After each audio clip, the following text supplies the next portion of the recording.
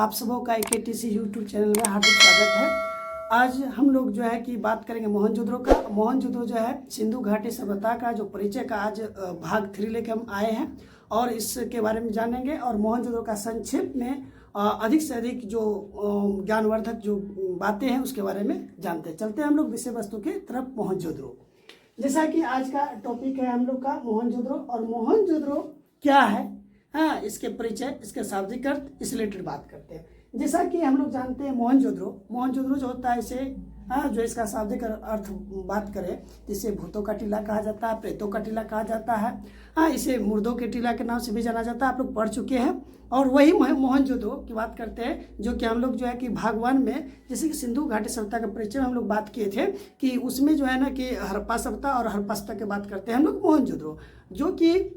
ये सिंधु घाटी सभ्यता का एक महत्वपूर्ण स्थल है। और महत्वपूर्ण स्थल में जैसे कि सिंधु घाटी सभ्यता के अंदर में हड़प्पा पढ़े थे, वो भी महत्वपूर्ण स्थल था, और उसके बाद सिंधु घाटी सभ्यता का भी जो है कि ये जो है ना मोहनजोदड़ो, ये भी महत्वपूर्ण स्थल है। सबसे पहले हम लोग बात करते हैं, सबसे मूल बात जो है, जो कि प्रमाणिक जानकारी होना चाहिए, उसके बारे में बात करते हैं कि जो हर स्टूडेंट को ये जानना बहुत ही जरूरी है कि ये सभ्यता खोज कैसे हुआ, और बात करते हैं कौन किया और किस जगह पर आज वर्तमान समय में है, इसके बारे में हम लोग बात करते हैं। जैसा कि हम लोग बात करते हैं परिचय, तो परिचय की अगर बात करते हैं तो कहते हैं कि यह पाकिस्तान के सिंध प्रांत के लड़काना जिले में सिंधु नदी किनारे। कहने का तात्पर्य है कि छात्रों की जो है ना, या जो भी हमारे यूट्यूब को मतलब कि देख रहे हैं या इससे क्लास ले रहे हैं, इसमें हम लोग को ये जाना है कि मोहनजोदड़ो जो है आज वर्तमान समय में जो है ये लड़काना जिले में है, जो कि ये बिल्कुल कहाँ में है, पाकिस्तान में, आज वर्तमान समय पाकिस्तान में है। और ये जो है कि देखा गया है कि यहाँ पर जो है कि ये सिंधु नदी के किनारे, तो सिंधु नदी के ये बिल्कुल किनारे बसी हुई है, और ये पाकिस्तान के काम है सिंध प्रांत में, सिंध प्रांत के सिंधु नदी के किनारे बसा हुआ है। किस जिला में, लड़काना जिला में। और इसका जो खोज की बात किया जाए, इसका खोज का श्रेय कहा जाए तो ये जो है कि देखा गया है, जैसे कि हड़प्पा में हम लोग पढ़ चुके थे, हड़प्पा खोज 1922 ईस्वी में हुआ था, और उसके जो खोज करने वाले जो थे वह राय बहादुर दयाराम साहनी थे। और उसके बाद हड़प्पा के बाद ठीक जो है 1922 ईस्वी में जो है मोहनजोदड़ो का खोज हुआ, और इसके जो है मतलब जो है ना कि राखालदास बनर्जी जो है इसे खोज का श्रेय दिया जाता है। जैसा कि कहा गया है कि यहाँ पर जो है कि यह जो है कि सिंधु नदी के ठीक अगर देखा जाता है कि वो ये जो है कि बिल्कुल दाहिने तरफ, अब हड़प्पा वहाँ बसा हुआ था, हड़प्पा नगर जो बसा हुआ था वो बाएं तरफ बसा हुआ था, वह रावी नदी के किनारे, और यहाँ सिंधु नदी के ठीक जो है ये देखा गया है ये दाहिने तट पर, दाहिने किनारे पर ये स्थित है। अगर दूसरी बात किया जाता है कि अगर मोहनजोदड़ो के बारे में बात करते हैं तो मोहनजोदड़ो जो है ये बिल्कुल बड़ा है हड़प्पा सभ्यता, हड़प्पा नगर से यह जो सभ्यता है ये बिल्कुल उससे बड़ा है, क्योंकि यहाँ देखा गया है यह क्षेत्रफल की अगर दृष्टि से अगर देखा जाए तो यह सबसे बड़ा नगर माना गया, हड़प्पा से बड़ा नगर ये मोहनजोदड़ो को माना गया, क्योंकि 250 हेक्टेयर में यह नगर बसा हुआ है। 250 हेक्टेयर में यह सभ्यता बिल्कुल बसा हुआ है, भरा पूरा है। इसमें जो है ना समृद्ध जो है ना सभ्यता था। और इस प्रकार से देखा जाता है कि अगर हम बात करें, शाब्दिक अर्थ बात करें कि मोहनजोदड़ो का जो शाब्दिक अर्थ होता है उसे सिंध का बाग के नाम से भी जाना जाता है। इसे जो है कि मुर्दे के टीले के नाम से भी जाना जाता है। इसका शाब्दिक अर्थ के बारे में बात करते हैं। इसे प्रेतों के टीला के नाम से भी जाना जाता है, इसे भूतों के टीला के नाम से भी जाना जाता है। इसके नाम जो है अलग अलग है। इसे सिंध का बाग कहा जाता है, इसे जो है प्रेतों का टीला कहा जाता है, मृतकों का टीला कहा जाता है। इसके अलग अलग इसके शाब्दिक अर्थ आ गया है। अब हम लोग बात करते हैं कि मोहनजोदड़ो जो है, मोहनजोदड़ो की खोज से रिलेटेड जो बात करें, जब यह प्रश्न आता है तो 1922 ईस्वी में राखालदास बनर्जी को ही इसे श्रेय दिया गया था, सिंधु नदी के किनारे, और ये वर्तमान समय में पाकिस्तान में। इस तरह बात करते हैं। आगे हम लोग बात करेंगे कि मोहनजोदड़ो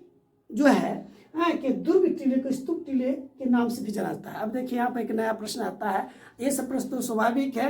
ये बिल्कुल बेसिकली कि सभी छात्र इसको जानते ही हैं, पढ़ ही लेते हैं, लेकिन सबसे महत्वपूर्ण प्रश्न यहाँ पर बात आती है क्या कि मोहनजोदड़ो के दुर्ग जो है, किला जो है, उस टीले को जो है स्तूप टीला के नाम से जाता है। अब यहाँ पर प्रश्न आया कि क्या कारण है कि मोहनजोदड़ो को स्तूप टीले के नाम से जानते हैं। तो मोहनजोदड़ो को स्तूप टीला जो कहा जाता है, क्यों कहता है? कारण है कि मोहनजोदड़ो में सिंधु सभ्यता में वहाँ पर कुषाण काल के स्तूप मिला था। कुषाण काल, कुषाण शासक जो भी थे, तो कुषाण शासक के वहाँ पर कुछ न कुछ जो है कुषाण काल के जो है, कुषाण वंश के जो है वहाँ पर स्तूप मिले थे, इसलिए कि जिसे जो है स्तूप टीला के नाम से जाना जाता है। यहाँ पर इसका जो है बिल्कुल प्रमाणिक इसकी जो जानकारी होना चाहिए। उसके बाद कहा गया है कि यहाँ पर बात हम लोग करते हैं कि मोहनजोदड़ो के दुर्ग, कहता है कि मोहनजोदड़ो का दुर्ग में क्या जो किला होता है, समझ गया ना, उस किले पर जो टीला है, किले के जो ऊपर के जो भाग है टीला है, जिसमें देखा गया वहाँ पर जो है कि उसी टीले पर देखा गया है, उसी किले, कहता है मोहनजोदड़ो के जो दुर्ग है और दुर्ग के जो टीले है, दुर्ग में जो बसा हुआ टीला है, ऊंचे भाग जो है, उसी भाग पर जो स्नानागार जो आज हम लोग क्या करते हैं, स्नान जो करते हैं, आज वर्तमान समय में हम लोग बोल सकते हैं स्विमिंग पूल। आजकल घरों में वर्तमान समय देखते हैं कि घर में भी स्विमिंग पूल रहता है, जो फिल्मों में आप देख सकते हैं। उसके बाद अन्नागार बात करते हैं, जैसे हम लोग के यहाँ घर में जो कोठी रहता है, तो वहाँ देखा गया कि जिस तरह घर मकान रहता है, तो उससे बड़े बड़े घरों में जहाँ अनाज के स्टोर, जैसे हम लोग आज देखते हैं कि FCI गोदाम वगैरह होता है, जहाँ अनाज रखने का गोदाम होता है, समझ गया ना, जहाँ की गेहूँ वगैरह जो है रखा जाता है, तो उसी प्रकार से वहाँ भी अनाज रखने के लिए अन्नागार मिला था, एक घर मिला था। उसके बाद करते हैं सभा भवन, कहता है उसी टीले के ऊपर सभा कॉन्फ्रेंस, जब भी कोई भी लोगों को या पुरोहित वर्ग वहाँ पर देखें आप लोग, ये पुरोहित वर्ग शासक वर्ग जो भी रहेंगे, तो किसी न किसी विचार विमर्श करने के लिए एक घर होता था, जहाँ सभी लोग बैठ कर उसमें आसानी से बातचीत करते थे, समझ गए ना। उसके बाद बात करते हैं पुरोहित आप लोग अच्छी तरह जान रहे, पुरोहित भवन क्या होता था, जिससे कि जो जानकारी होता था, ज्ञानी लोग होते थे, विद्वान लोग होते थे, जिसके के अंदर में जो है कि वह पूजा पाठ का नॉलेज होता था, जो कि आज वर्तमान से हम जिसे कि पंडित कह सकते हैं, जिससे कि वेदों का ज्ञान होता है, जो उसे जो है ना पूजा पाठ यज्ञ वगैरह सब जो करा सकते हैं। ये जो पुरोहित भवन भी बने हुए थे, कहाँ पे, मोहनजोदड़ो के दुर्ग के ऊपर जो टीला होता था, इसके बारे में देखा गया। उसके बाद बात करते हैं हम लोग मोहनजोदड़ो का, संक्षेप में हम लोग जानकारी प्राप्त कर रहे हैं। कारण है क्या कि हम लोगों को इसका टॉपिक अगर बात करते हैं तो बहुत बड़ा है, तो इसलिए हम लोग को संक्षेप में पढ़ते हुए चले जाना है। आगे हम लोग बात करते हैं स्नानागार बात करते हैं कि ये स्नानागार होता है क्या, जो हम लोग आज वर्तमान समय बातों में जो होते हैं, तो बात हम लोग कर रहे थे स्विमिंग पूल का, जो आज भी फिल्मों में देखे होंगे, घरों में देखे होंगे, बहुत सारे घर स्टैंडर्ड घर होता है, स्टाइलिश घर होता है, हाईटेक घर, तो कुछ लोग स्विमिंग पूल बना लेते हैं स्नानागार। तो ये देखा गया कि मोहनजोदड़ो का सबसे जो सर्वाधिक जो सबसे बड़ा सार्वजनिक जो महत्वपूर्ण स्थल था, कहता है मोहनजोदड़ो का सबसे बड़ा, मैंने कहा जो उसको विशाल, समझ गया ना। सार्वजनिक का मतलब होता है कि एक व्यक्ति के लिए नहीं, बल्कि पूरे वहाँ पर नगर के लोगों के लिए, वहाँ पर जो है ना उस सभ्यता के लोगों के लिए, वो सार्वजनिक का मतलब कि सभी लोग उसको इस्तेमाल में ला सकते हैं। जैसे वर्तमान समय में देखते हैं कि हम लोग के गाँव घरों में जो है ना, जैसे सार्वजनिक क्या होता है, भवन होता है, जहाँ आम सभा लोग करते हैं, विद्यालय होता है, समझ गए ना, स्कूल होता है, स्टेशन होता है, तो ऐसे जगह जहाँ की सार्वजनिक सभी उसका इस्तेमाल कर सकते हैं। तो उसी प्रकार से देखा गया कि मोहनजोदड़ो में भी स्नानागार हुआ था, मिला था, और वो स्नानागार जो होते थे वो बिल्कुल जो है ना मोहनजोदड़ो का सबसे महत्वपूर्ण स्थल था, जिसमें कि देखा गया है इसका जो है ना, देखा गया जलाशय बना कि पानी को उसके अंदर में कैद करके रखा जाता था। कैद का मतलब क्या कि जिसमें लोग स्नान वगैरह करते थे। कहा गया विशाल स्नानागार इसका जलाशय दुर्ग के टीले के अंदर है। कहता है सबसे महत्वपूर्ण बात की जो मोहनजोदड़ो का दुर्ग है, दुर्ग के बाहर नहीं बल्कि दुर्ग के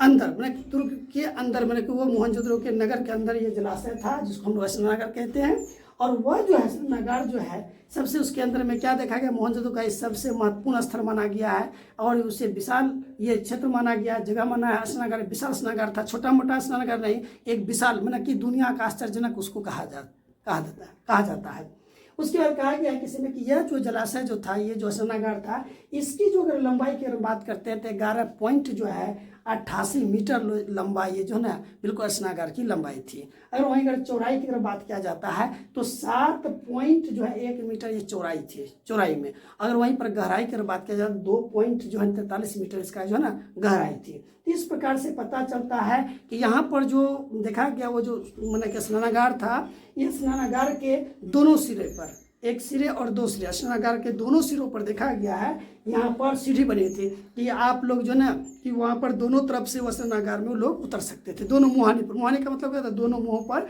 इधर से भी सीढ़ी बनी होती, पक्की सीढ़ी, और इधर से पक्की सीढ़ी बनी होती, जिससे कि वहाँ के लोग जो है क्या करते उसमें उतरते थे स्नान करने के लिए। दोनों तरफ से, ये नहीं कि एक तरफ से, दोनों तरफ, दोनों मुहाने पर, दोनों सिरों के तल तक सीढ़ी बनी थी। तल मैंने क्या कि गहराई तक नीचे, ये नहीं कि कुछ दूर तक है, ऐसे नहीं, बिल्कुल नीचे तक जो है, गहराई के नीचे तक उसकी तल तक वो जो ना बिल्कुल उसका जो है जलाशय में जो उतरने के लिए, उस पानी में उतरने के लिए, उस स्नानागार में उतरने के लिए दोनों तरफ सीढ़ी बनी हुई थी। और देखा गया है कि वह स्नानागार का फर्श जो होता था चबूतरा टाइप का जो होता था, समझिए ना, जो कि लोग उसमें जो है कि उतर सके, तो वह ईंटे का बना होता था, पक्की ईंटे का बना होता था, और वह एक ईंट दूसरे ईंट में जुड़ा होता था। पानी कहीं दीवार के बाहर भाग ना जाए, इसलिए उसमें जिप्सम का प्रयोग किया जाता था। जिस तरह आज वर्तमान समय देखते हैं हम लोग घर वगैरह बनाते हैं तो प्लास्टर करते हैं कि नहीं, जिससे कि इधर से उधर पानी वगैरह ना जाकर, पानी को अगर पैक करके रखते हैं, टंकी बनाते हैं, हौद बनाते हैं, तो वहाँ पर देखते हैं कि प्लास्टर करते हैं, लेकिन वहाँ के लोग जिप्सम का प्रयोग करते थे कि ईटा से ईटा में जो है बिल्कुल जो है ना पानी बाहर ना जा सके। इस तरह देखा गया है कि, और सबसे खास बात था कि इस जलाशय में, अब आज के डेट में तो देखते हैं कि हम लोग घरों में मोटर है, बटन, बिजली का बटन डालते हैं और मोटर में पानी जाके पैक हो जाता है, हौद में भर जाता है, पाइप लगा देते हैं। लेकिन वहाँ के लोग ऐसा नहीं था। वहाँ के लोग का देखिए कि उस माने कि स्नानागार में जो है, और वहाँ पर उसी स्नानागार के पास के कमरा होता था, उस स्नानागार जहाँ होता था उसके बगल में कमरा होता था, घर होता था, आवास होता था, जिसमें कि कुआं मिला है। कहता है उस एक कुआं था, उस कुएं से क्या करता था, हौज रखा था। हौद जो हम लोग आगे में हौद कहते हैं, वो एक कुएं से बड़ा सा कुआं होता था, जो उससे पानी को निकाल कर उस हौज में डाला जाता था। पहले कुआं से पानी निकाल के लिए हौद, और उससे नाली बना जाता था, उससे नाली बना जाता था। उस नाली से उसके द्वारा, हौज के द्वारा जो है स्नानागार में पानी जाया जाता था। कहते हैं कि स्नानागार दक्षिण पश्चिम से, कहता है कि स्नानागार का दक्षिण भाग और पूरा भाग में एक ऐसा मतलब कि जो देखा गया गंदा पानी निकलने के लिए नाली बनाई गई थी। अगर लोग उसको इस्तेमाल करते थे, इस्तेमाल कब करते थे, तो कोई भी जो है कि अनुष्ठान होता था, पूजा पाठ होता था, या सार्वजनिक किसी तरह का धार्मिक अनुष्ठान के माने कि समय पर सभी लोग उसमें जो है ना उस आयोजन में या प्रायोजन जो होता था, त्यौहार होते थे, धार्मिक कर्म होते थे, तो वहाँ पर सभी लोग इसके में जो है इसका उपयोग करते थे। और जब उपयोग करेगा तो स्वाभाविक बात है वो जो है कि पानी तो गंदा होगा ही। तब पानी जब गंदा हो जाता था तो गंदा होने के बाद जो है वह दक्षिण पूर्व भाग में जो देखा गया है कि दक्षिण और पश्चिम भाग में इस गंदे पानी को निकालने के लिए नाली बनाया गया था, जिससे कि ये सारा पानी को क्या करते थे, बाहर निकल जाते थे, और कुएं से जो है ना साफ पानी हौज में लाया जाता था, और हौज से फिर उसको पानी को भरा जाता था। उसकी अगर बात हम लोग करते हैं कि स्नानागार में जो है पानी जो है कि जब पैक हो जाता था तब पानी कहीं इधर से उधर भागे ना, तो इसलिए वहाँ पर जो है सारे ईंटों के बीच में जिप्सम का प्रयोग कर दिया जाता था, कि जिससे कि वह जो है कि वो दरार से बाहर ना जा सके, दरार भरा भी रहे, इस तरह का बात देखा गया। उसके बाद करते हैं स्नानागार में पानी का जो उपयोग जो है वहाँ पर जो है कि जिप्सम का प्रयोग करता था, पानी रिसे ना आवे, दीवार से बाहर ना जा से, ईंट से बाहर ना से, इसके बारे में बतलाया गया है। कहते हैं कि विशाल स्नानागार का प्रयोग जो है देखा गया, वहाँ के लोग जो है क्यों कहा गया कि विशाल स्नानागार, विशाल का मतलब ये बहुत बड़ा था, ये विश्व का आश्चर्यजनक बतलाया है। कारण कि यहाँ पर लोग जो है किसी भी तरह का सार्वजनिक जो भी माना कि अनुष्ठानिक कार्यक्रमों में, धार्मिक कर्मों में, समझ गए, यहाँ पर लोग जो है यहाँ भाग लेते थे। हाँ, उसके बाद देखा गया है सबसे बड़ी बात जो है कि ये जो है कि विश्व का आश्चर्यजनक जो है स्नानागार बतलाया है। तो किसने बताया है? ये मार्शल महोदय का मानना है, ये हमारा नहीं मानना है, समझ गया नहीं आपका, क्योंकि मार्शल महोदय ने इस बात का रिसर्च किया है, अनुसंधान किए, खोज किए, अन्वेषण किए हैं, उसे पता चला है ये दुनिया का सबसे ये बड़ा जो है और आश्चर्यजनक माना गया है। कहा गया है कि वहाँ पर जो है कि मोहनजोदड़ो में ये तो जो स्नानागार तो है ही, स्नानागार के बाद अन्नागार ही मिला था, जो अनाज रखने का कोठरा नहीं बल्कि अनाज रखने का घर, समझिए ना, अनाज जिससे कि हड़प्पा में पढ़ चुके हैं हम लोग पहले भी। तो यहाँ पे देखा गया है कि मोहनजोदड़ो में भी अनाज रखने का वहाँ घर बना था, और वहाँ जो है इसके बारे में जो है जब शोध किए कौन, व्हीलर महोदय, इतिहासकार व्हीलर का मानना है कि मोहनजोदड़ो की सबसे बड़ी इमारत, अगर मोहनजोदड़ो में देखा था सबसे बड़ा इमारत देखा गया, घर देखा गया, मकान देखा गया, आवास देखा गया, तो वहाँ पर अन्नागार था, जिसको अनाज रखने का कोठरा कहते हैं, घर कहते हैं, अनाज रखने का बहुत सारा उसमें कोठी मिला था, इसमें अनाज कोठरा, जो कि यह जो है देखा गया है, यह अनाज कोठा जो लंबा था 45.71 मीटर जो है लंबा, और देखा गया 15.23 मीटर जो है चौड़ाई, इस तरह का आवास मतलब अन्नागार आवास घर था, जिसमें अनाज वगैरह रखते थे। अब बात आया क्या कि ये जो है अनाज, तो हम लोग हड़प्पा में पढ़े थे कि अनाज दूर के वो लोग क्या करते थे, बाहर रखते थे, लेकिन ये लोग दूर के अंदर रखते थे, घर होता था। कारण इतना जो है ना कि वहाँ देखा थे कोठी में रखता था, घर भी बना था, लेकिन यहाँ पर पूरा स्टॉक कर लेते थे। क्यों करते थे? इसके पीछे रीजन है। कहते हैं कि देखा गया है कि क्यों, तो कारण है कि यह अनाज, हमको लगता है, ये इतिहास का मानना है, विद्वानों का कहना है कि इस भवन को देखने से ऐसा पता चलता है, मालूम होता है कि कहीं ना कहीं वहाँ का लोग जो कृषि कार्य जो करते होंगे या सिंचाई जो करते होंगे या फसल जो उपजाते होंगे वह कहीं ना कहीं टैक्स के रूप में, कर के रूप में हो सकता है। वह अनाज लेते होंगे, उस अनाज से इस घरों में क्या करते थे, वो भर देते थे या रखते थे। उसके बाद आगे कि जब इतना स्टॉक जब हो जाता था तो हो सकता है कि कभी इस सभ्यता में, इस नगर में विषम परिस्थिति में या किसी संकटकालीन स्थिति में या कहीं आपदा हो गया तो वैसी स्थिति में उस आवाज से, उस मकान से अनाज को निकाल के लोगों के बीच, व्यक्तियों के बीच बांटा जाता था, जिससे उसका जीवन यापन समुन्नत अवस्था में चलता रहे, ऐसा मानना है इतिहासकारों का। उसके बाद जो है देखा गया है कि यहाँ सभा भवन का मतलब होता है कॉन्फ्रेंस हॉल। देखा गया वहाँ पर मोहनजोदड़ो में जब वहाँ पर खुदाई किया गया था, समझिए ना, राखालदास बनर्जी ने, समझिए 1922 में, तो वहाँ पर जो है इसमें जो अवशेष मिले, कुछ साक्ष्य मिले, कुछ प्रमाण मिले, उस साक्ष्य और प्रमाणों से पता चलता है कि वहाँ पर जो है मोहनजोदड़ो का जो दुर्ग है, जो किला है, उसके ठीक दक्षिण भागों में वहाँ देखा गया 27 गुना 27 गुना 27 मल्टीप्लाई करने से उसकी जो है कि मीटर के आकार में देखा गया है। यहाँ उस वर्गाकार में, चौड़ाई भाग में देखा गया वर्गाकार में, वहाँ पे एक घर बना है, एक भवन मिला है, एक मकान मिला है 27 गुना 27 मीटर आकार के वर्गाकार में इस तरह का मकान मिला है। और वह मकान से पता चलता है, इतिहासकार का मानना है, उनका कहना है, वह इस बात को बतलाते हैं कि कहीं ना कहीं वहाँ के लोग आपस में विचार विमर्श जरूर करते होंगे, इसलिए इतना बड़ा भवन वहाँ पे मिला है। उसके बाद बात करते पुरोहित मैंने थोड़ा देर पहले बताया कि पुरोहित जो होते हैं, वहाँ के लोग जो भी होते थे उस सभ्यता के, कहीं न कहीं वो लोग जो होते थे बौद्धिक विचारधारा के होते थे। वे लोग जो है कि कहीं न कहीं जो है ना वो अनुष्ठानिक क्रियाक्रम करते थे, अनुष्ठान के वेदों का ज्ञान होता था, हाँ, पूजा पाठ का अधिक उसके अंदर में ज्ञान होता था। तो पुरोहित जो होते हैं कि जो कि पूजा पाठ, वेद, ये सभी के बारे में, समझ गए ना, हाँ, जो ज्ञानी व्यक्ति होते हैं, जो बौद्धिक वर्ग के लोग होते हैं, जो कि लोगों के बीच में जो है कर्मकांड के बारे में, समझिए धार्मिक अनुष्ठान के बारे में बतलाने का काम करते हैं। इस तरह देखा गया है कि सभा भवन के बाद जो है बात करते हैं पुरोहित, कहते हैं स्नानागार के ठीक दक्षिण और उत्तर भाग में, कहते हैं कि यहाँ पर देखा गया है कि जहाँ पर स्नानागार है, स्नानागार के ठीक दक्षिण और पूरब में देखा गया है, स्नानागार के उत्तर और पूरब भाग में, कि जहाँ पर वहाँ पर स्नानागार था, स्नानागार के ठीक उत्तर और पूरब भाग में देखा गया है कि 70.1 गुना 23.77 मीटर का जो है एक आकार में जो है देखा गया है विशाल भवन मिला है। और उस विशाल भवन को देखा गया है, कहीं ना कहीं इतिहासकार का मानना है कि ये पुरोहित का ही आवास होगा। क्यों कि जहाँ पर अनुष्ठानिक कार्यक्रम होगा, जहाँ अनुष्ठानिक जो है कि लोग अगर वहाँ पर जो है ना है, तो कहीं ना कहीं पुरोहित वर्ग की उसे संज्ञा दिया गया है। यहाँ धर्म कर्म की बात होती थी, धर्म अनुष्ठान होता था, तो देखा गया ठीक वहाँ पर जो है कि जहाँ पर स्नानागार मिला है, जहाँ पे लोग स्नान करते थे, स्नान करने ध्यान वगैरह भी करते। आज भी वर्तमान समय देखते हैं कि हम लोग जब कभी गंगा नदी जाते हैं तो गंगा नदी के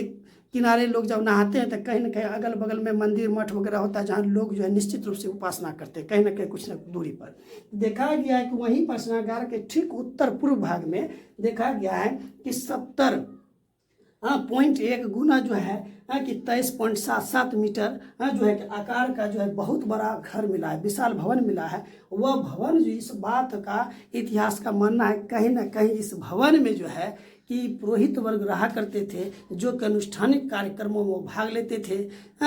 शरीक होते थे, और वो अपने काम को, धार्मिक कर्मकांडों में वो अपना क्या करते थे, महत्वपूर्ण जो है ना भूमिका अदा करते थे।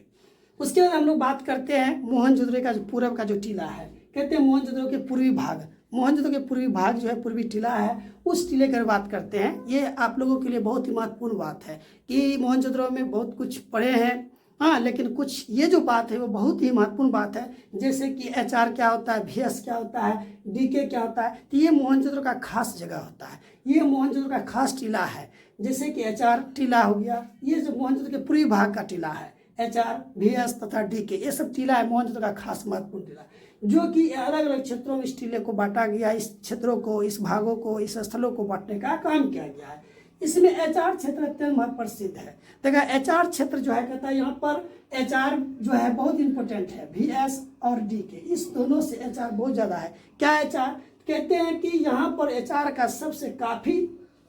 मोहनजोदड़ो में इसका विशेष स्थान का महत्व है। कारण यहाँ पर जो है देखा गया कांसे का बना हुआ नर्तकी मिला था। कांसे का बना हुआ नर्तकी जो नृत्य करती हुई स्त्री का एक मूर्ति मिला था, हाँ, जिसका यहाँ विशेष उल्लेख है। यही वो जगह है, यही वो टीला है, यही मोहनजोदड़ो का जो है ठीक पूर्वी टीला है, जहाँ पर कांसे से मिला हुआ नर्तकी नाचने वाली नृत्य करती हुई यहाँ स्त्री की मूर्ति मिली है। यह मूर्ति जो है उस वहाँ पर एक विशेष उल्लेखनीय बात है इसका, इसलिए एचआर का बहुत विशेष वहाँ पर महत्व दिया गया है। उसके बाद बात करते हैं कि मोहनजोदड़ो में देखा गया है लगभग जो है 21 मानव का कंकाल मिला है। कंकाल आप लोग जानते हैं अस्थि पंजर, जब व्यक्ति मर जाता है, मरने के बाद उसको माने कि कहीं न कहीं शवदाह कर दिया जाता है, उसके बाद कहीं न कहीं उसको गर्त में रख दिया जाता है, या उसको जो उस शव को क्या कहता है गड्ढे में माने कि रख के उसके बाद जो है उसको क्या करते हैं बहुत सारा कब्र दे दिया जाता है। तो वहाँ पर कहीं न कहीं शरीर के मांस के गल जाने के बाद शरीर का जो हड्डी बचा रहता है वो कंकाल होता है। सो चाहे खोपड़ी हो या हाथ का हड्डी हो या मैंने पैर का हड्डी हो, ये सभी मानव कंकाल। तो देखा गया मोहनजोदड़ो कुल लगभग 21 मानव का जो है वहाँ कंकाल मिला है कहा गया। परंतु यहाँ सबसे देखिए खास बात देखिए, यहाँ पर भी आप लोगों को सबसे महत्वपूर्ण जानकारी मिल रहा है। बहुत महत्वपूर्ण जो मुख्य यहाँ पर जो पॉइंट देखिए, एकदम पॉइंट जो है एकदम यहाँ पर जो बन रहा है, एक नया बात बन रहा है कि यहाँ पर 21 मानव कंकाल मिला है। लेकिन सबसे बड़ी बात यहाँ है, मिला तो है लेकिन सबसे बड़ी बात यहाँ पर क्या है कि यहाँ पर कब्रिस्तान का उल्लेख नहीं मिला है। यहाँ पर कब्रिस्तान का उल्लेख नहीं मिला है, लेकिन यहाँ पर जो है मानव का कंकाल जो है निश्चित रूप से मिला है। उसके आगे बात करते हैं कि मोहनजोदड़ो और हड़प्पा की बात किया जाता है। मोहनजोदड़ो और हड़प्पा की बात करता है तो दोनों के बीच की जो दूरी है यहाँ पर देखा गया लगभग जो है 400 मैंने कैसे देखा गया 483 किलोमीटर दूरी पर है। लेकिन जो है इतिहासकारों का मानना है, उनका दावा है कि यहाँ 482 किलोमीटर जो है दूरी पर माना गया। कारण है कि सिंधु नदी जो क्षेत्र है यहाँ पर जो है कि मोहनजोदड़ो का सिंधु नदी का जो क्षेत्र है वह नदी से कनेक्टेड जो है 482 किलोमीटर दूरी पर वो माना गया है। उसके पिगट महोदय का मतलब हड़प्पा और मोहनजोदड़ो नगरों से जुड़ा रहता है। पिगट महोदय का मानना है कि यहाँ पर जो है कि हड़प्पा और मोहनजोदड़ो के बीच की जो दूरी है ये दोनों नगरों की दूरी, इससे राजधानी जो है जुड़वा राजधानी इसको माना गया है। तो इसमें जो है कि बात कहा गया कि यहाँ पर मुख्य पॉइंट जो बात करते हैं कि पिगट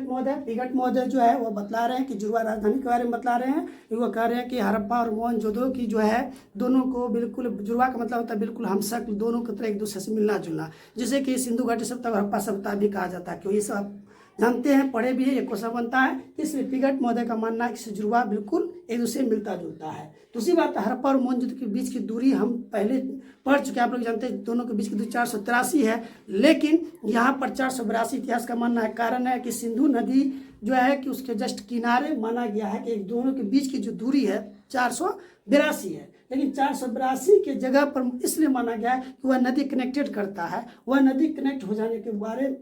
में जो है वह जब नदी एक दूसरे को जोड़ती है तो जोड़ने के बाद यह नदी जो है सिंधु नदी जब जोड़ती है तो इसकी दूरी जो है कम से कम 83 की जगह 82 हो जाता है। उसके बाद नगर को ही जोड़ देती है 82 किलोमीटर पर। तो आज का वीडियो आप लोग को कैसा लगा? अगर यह वीडियो अच्छी लगी तो लाइक और सब्सक्राइब करें और जो है ना अपने दोस्तों में भी इसको शेयर करें। Thank you.